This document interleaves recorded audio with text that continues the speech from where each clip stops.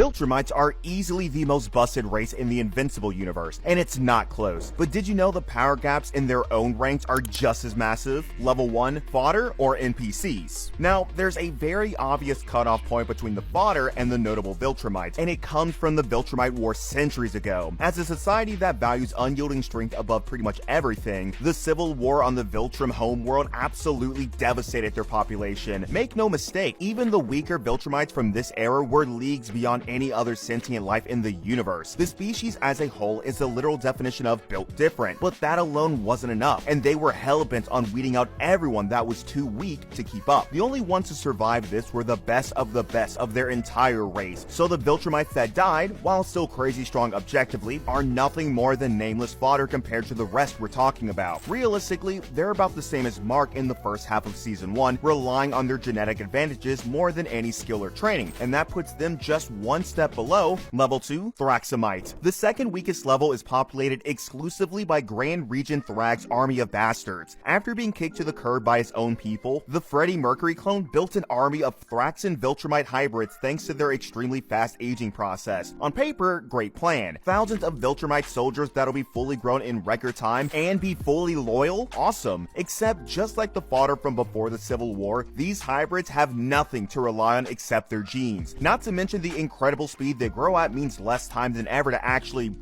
train. Because of that, they're not much more than cheap drones with Viltrumite physiology. Even one of the hybrids Thrag personally mentored, Onan, was way below the other Viltrumites because Mark crushed his throat with a single fist to kill him. When they eventually fought, Thrag straight up used his kids like projectiles, launching them at Mark like he was playing in the Super Bowl, and watching them get ripped to shreds from the impact. The only reason they were even remotely a threat was because of their sheer numbers, not their individual strength. And the only reason they're considered higher than the fodder at level 1 is because at the end of the day, Thrag is him. So his genetics alone put his kids above the original fodder, though still below every Viltrumite at the levels past this, like the ones at level 3, above average soldiers, survivors, and Mark variants. This brings us back to the Viltrumite Civil War, specifically to the survivors. Of the billions of Viltrumites that originally lived, less than 50 were left alive after the war and the Scourge virus, and while that number's pretty small, there's plenty of division within it still. Most of these guys are the modern foot soldiers, enforcers, and more. In the big picture of the whole species, they're the top 0.1%. Within that top bit though, they're still the weakest. The best way to put this in perspective is by looking at the alternate Mark variants from the Invincible War. In each of their own worlds, they either join Nolan's side or beat him and join the Viltrum Empire.